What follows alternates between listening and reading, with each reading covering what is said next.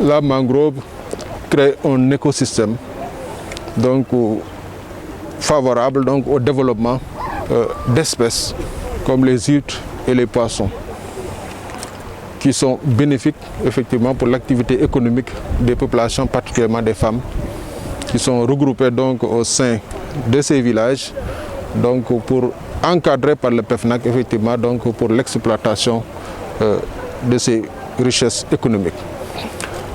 Le choix de ce village revêt pour moi une importance capitale, car comme vous le savez, à 2 pas se trouvait donc un village célèbre, Dounba Bedieye, donc qui a été presque englouti par les eaux du fait donc de l'effet des changements climatiques.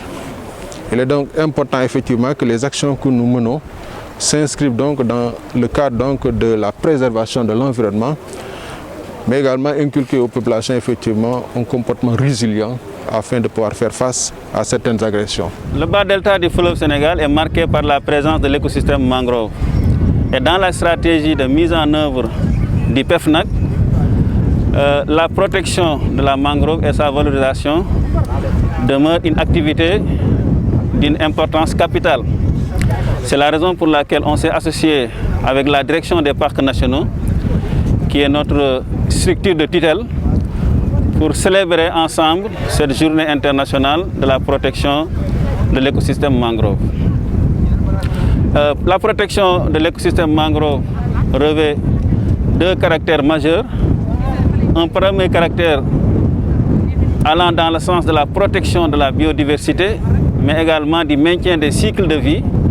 Et un deuxième aspect relatif à l'économie locale, parce que la mangrove participe à la préservation des ressources qui favorise l'exploitation par les femmes particulièrement. C'est une espèce qui non seulement permet à ces populations de s'adapter au changement climatique, parce que c'est une espèce qui joue un rôle extrêmement important dans les changements climatiques, l'adaptation des changements climatiques, mais c'est une espèce aussi qui joue un rôle extrêmement important dans la séquestration de carbone.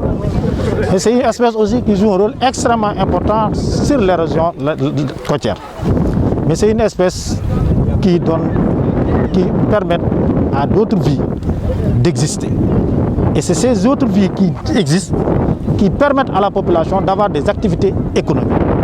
Si aujourd'hui nous prenons l'exemple tout simplement des huîtres qui s'accrochent sur les racines et sas de ces espèces-là et que les populations enlèvent pour en faire des activités économiques, ça joue, l'ensemble du peuple côtier joue un rôle extrêmement important pour leur développement économique. Et ça, c'est extrêmement fort et c'est pourquoi on l'appelle l'espèce magique du développement économique des peuples côtiers.